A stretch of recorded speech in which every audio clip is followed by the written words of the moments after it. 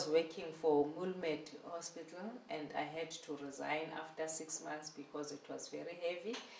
Even if I did have tutors, but there were some other administrative issues that I had to look into. So at a certain stage, I also realized that because I resigned whilst I was an enrolled nurse, that I also need to go for to train further.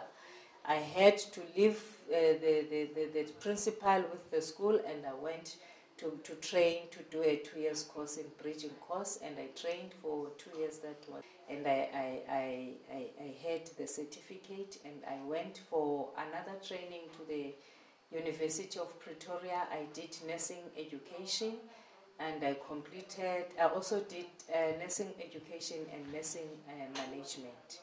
Then I completed. Then those were challenges because I had to study, and I also had to look into the business. But all in all, because of I had Mrs. Mutsweni, who was always in the office and making sure that the tutors are coming to school and they are going to class, the learners are being taught. At the end of the day, we had some improvement, even if it was so difficult. Then we had a challenge because now we were also struggling. A lot of people were applying, and we had a limited number to take. And when we asked from the nursing council said, only if you can get more hospitals, we can increase your numbers. Then we struggled. We go to the Garangwa Hospital, we go to Kalafong Hospital, but we couldn't get any agreement. They told us that we need to go to the Department of Health.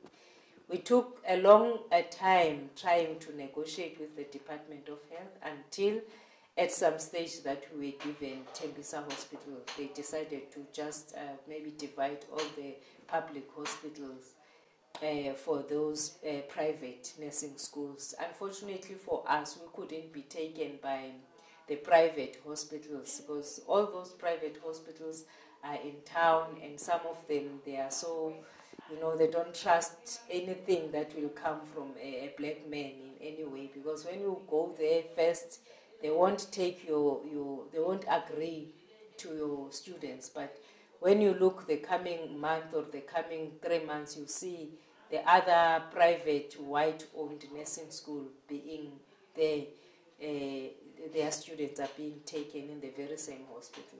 So there were some of the things that we, at some stage, we were feeling like we can have our own hospital.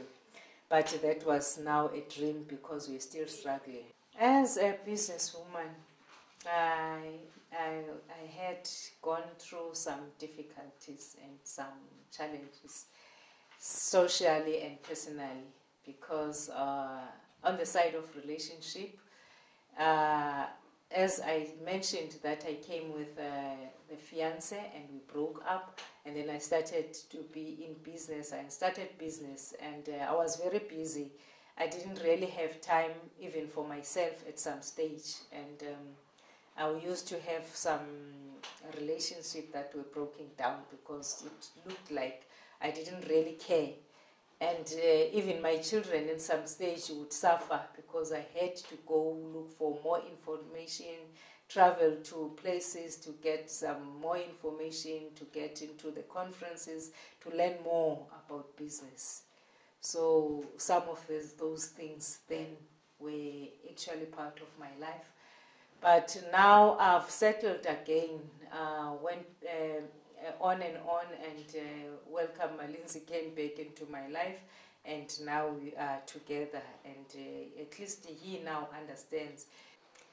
With the community around me, other people would admire what I was doing, but others would discourage me of why do I still there in this type of a business. There are so many things that I could do better. And when I was accredited, there were still people around who were gossiping that, hey, you must watch out, your monies can go into the drain. So I was investigated most of the time. But then today, most of them, they now believe that the school is there and it's owned by this woman. Mrs.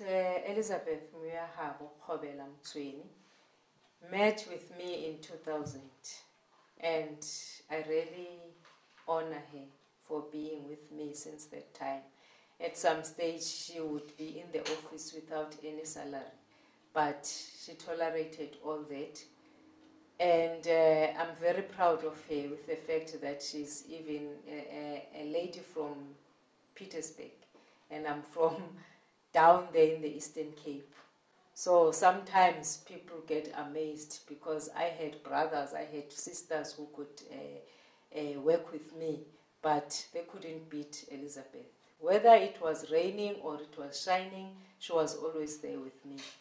Whether my family was away criticizing and doing that, she was always there with me and very much supportive. So I also would like to say thank you to her, and she's very strong, and I think she would just keep on like that. Otherwise, I did also train a lot of people by today. We trained about 1,080 in this since 2003 until 2009. And those learners, those students passed, and they are in fact working in the private sector and in the public sector.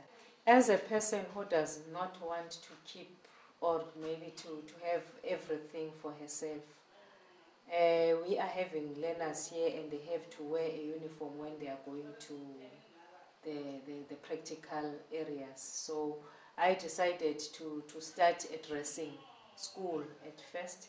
There's few men from the very same block, HH, because there's something that I learned, that if you want to develop the location, you first utilize the people around the very same place, so that they must respect that place. So I've got some women that are sewing here. They are sewing our uniform for students, and they are sewing the gowns for our graduations. The other women that I'm having are the caterers that are from Soshanguve also. They are cooking for the students that stays at the nurses' home. So when we are having graduations, we don't have stress. We utilize our own people to decorate the hall that we are having, doing their decorations and doing their caterings. And we'll have our own students, because I believe in something that comes from us.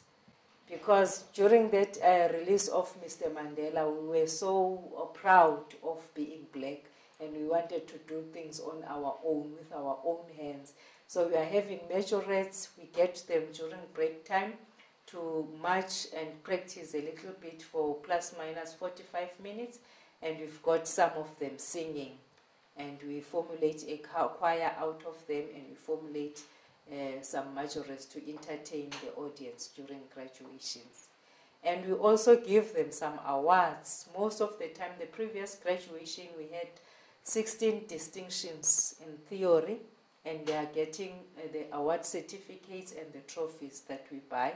And we are also having, in fact, in every group, we would have half of them having their distinctions from their final examination. That is not even set by us, it's set by the South African Nursing Council.